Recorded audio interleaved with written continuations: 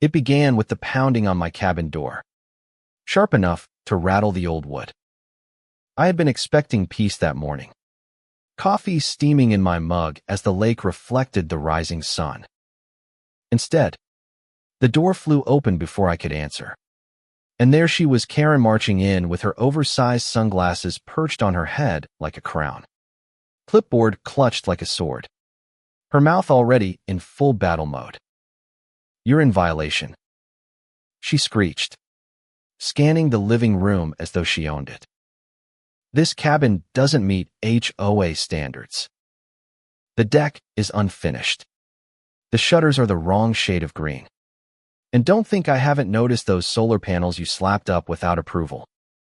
This place is coming down." I nearly dropped my mug. "Karen, this isn't even within your subdivision," I said, trying to keep my tone calm. "This cabin's been in my family for 50 years. Long before Willow Pines HOA even existed." She sneered. "All land surrounding our community is subject to HOA aesthetics. It's in our extended charter. You're on borrowed time." She jabbed her pen at me like she was issuing a death sentence. "I've already contacted the sheriff. Either you comply, or you'll be removed." Her arrogance would have been laughable if it weren't so intrusive. She had barged into private property, spouting bylaws as if they trumped the state constitution. But what she didn't know was that I wasn't alone. That very morning, sitting quietly at my kitchen table reviewing case files, was a guest who would change everything, Jonathan Keene, the state attorney general. He had come on a personal invitation, a longtime friend of my late father, and we were discussing land rights legislation that would affect cabins like mine across the state. Dressed in a simple suit, his presence was unassuming, but the weight he carried could silence entire chambers of power. As Karen ranted about her extended charter, Keene rose from his chair. He was tall, deliberate in his movements, his eyes steady as he adjusted his glasses. "Excuse me, ma'am," he said, his voice calm but resonant. "Did I hear you correctly? You're attempting to enforce homeowners association bylaws on property that legally falls outside your jurisdiction." Karen blinked, startled. For a moment she faltered, then puffed out her chest. "And who exactly are you?" "Another squatter siding with this trespasser. I don't care who you are, the HOA has authority here." Keene smiled thinly, reaching into his jacket. He pulled out a leather folder and flipped it open. The gold seal of the state of your state gleaming in the sunlight streaming through the cabin windows. "Jonathan Keene, Attorney General. I think we should have a serious conversation about what you're attempting right now." The color drained from Karen's face. Her mouth opened and closed like a fish gasping for air. The clipboard slipped slightly in her grip as the reality of the moment crashed down. She had just stormed into a private home, screaming violations at its owner, only to discover she was barking orders in front of the highest law officer in the state. You can't be serious," she stammered. "This is a setup." "He's lying." "You're lying. This cabin is non-compliant." Keene stepped closer, his voice sharpening. "Non-compliant with what, ma'am?" "Your imagination. Your personal desire to control others. Because I can assure you, in this state, property rights are not subject to the whims of an HOA president who doesn't even know her boundaries."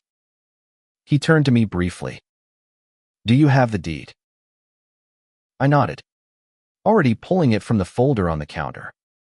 He held it up, showing the seal and signatures. "Recorded, notarized, and clear.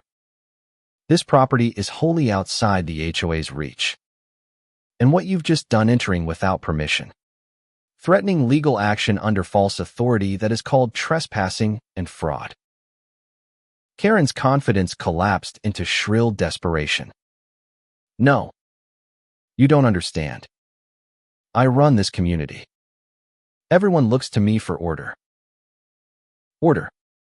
Keen's voice thundered now, no longer gentle. What you've built is not order, it's fear. And I will not stand by while you trample the rights of citizens under false pretenses. As of this moment, your HOA is under investigation for overreach and potential fraud. The door had been opened since Karen barged in, and by now neighbors had gathered outside, curious about the commotion. Phones were out, recording every word. The moment Keen identified himself, the whispers began. The Attorney General. She's finished. Finally. Karen spun around. Realizing too late, she was surrounded. The smugness drained entirely, replaced by panic. She tried to push past the crowd, shouting, "This is harassment. I'll sue every one of you." But no one moved aside. Instead, the neighbors she had bullied for years stood firm, their faces hard with defiance. And then came the twist. A woman I barely knew. Quiet Mrs.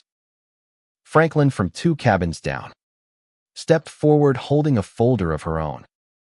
"Attorney General Keen," she said with a trembling voice. "I have copies of the fines she issued us. Hundreds of dollars for things that don't exist, like phantom fence repairs and lawn violations in the middle of winter. She even threatened to seize my property when I couldn't pay." She handed the papers over. We were too afraid to speak up. Until now. Keen accepted the folder, flipping through the damning evidence. He looked up, his eyes burning with certainty. "Thank you, ma'am. This is exactly what we needed." He turned back to Karen, who now stood shaking, her bravado gone, her empire crumbling in real time. "Ma'am, you are finished." The silence that followed Attorney General Keen's declaration was thick enough to choke on. Karen stood trembling in the doorway of my cabin, her oversized sunglasses slipping down her nose, her clipboard sagging at her side. The neighbors outside pressed closer, their cameras capturing every moment. The power she had wielded for so long, the threats, the fines, the intimidation crumbled like rotten timber in the face of real authority. Keen's voice cut through the air like a gavel striking wood. "You've abused your position, Ms. Karen. You've weaponized fear and fabricated authority. That ends today." He handed the folder of fraudulent fines back to Mrs. Franklin with a nod of gratitude, then turned to me. "Would you like to press charges for unlawful entry and harassment?" I locked eyes with Karen. Her lips quivered, her whole frame shaking as she muttered, "This isn't fair. I was just trying to make the neighborhood better." But even she didn't sound convinced. I could see the dawning realization on her face. This was no longer a game she could bluff her way through. "Yes," I said firmly. "I want to press charges. Not just for me, for everyone she's hurt." The neighbors erupted in applause, and for the first time in years, I saw genuine relief in their eyes. The officers who had arrived with Keen stepped forward. One read Karen her rights, while the other gently but firmly removed the clipboard from her grip. She fought weakly, squirming as the cuffs clicked around her wrists, shrieking, "You can't do this to me. I am the HOA. I control everything." But the only answer she got was the sound of neighbors laughing, real, unrestrained laughter. It was the sound of chains being broken. The cruiser took her away, her screams muffled behind the glass. The moment she disappeared down the road, the crowd turned from tension to celebration. People hugged one another. Mrs. Franklin cried openly, her hands shaking as she clutched her folder of old fines that no longer had power over her. Even the children sensed the shift, running across the cul-de-sac with laughter instead of whispers. Keen stayed behind a moment longer, addressing the crowd. Your HOA will be placed under investigation effective immediately. Fraudulent fines, forged documents, harassment, these will all come to light.